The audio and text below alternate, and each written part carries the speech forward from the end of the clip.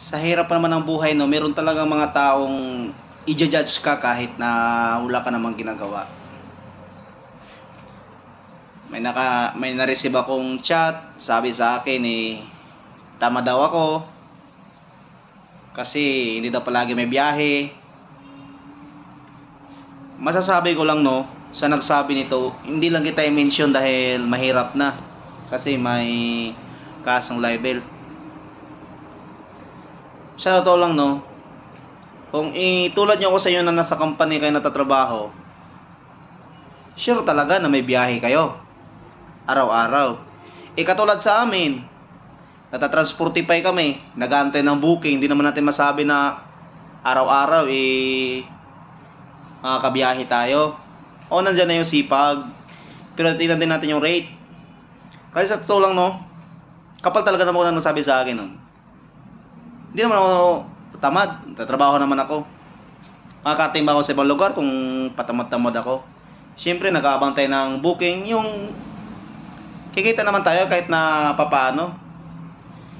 Pero pag yung salitang tamad, kung tamad ako, siguro di ako makakabili ng gatas ng anak ko. Hindi ako makakabili ng pagkain namin. Tsaka hindi ho ako nanghihingi. Nangungutang lang ako. Pero yung salitang tamad, masakit yun. Sana mapanood mo to para sa itong video na to. Katulad ngayon, ito, nagtatambay kasi wala makakawang booking pa. Dito kami sa Teresa Ogong. Galing kami ng Balintawa kagabi. Wala talaga Talagang ganyan talaga yung buhay. Kung sa company pa naman ako nagtatrabaho, di araw-araw ako may biyahe. Pero hindi pa ako handa para dyan. Kaya nasisikap din ako. Nasisikap din kami. Tsaka naman, wag naman kayong mag-chat sa akin na patamad-tamad. Masakit yun. Masakit.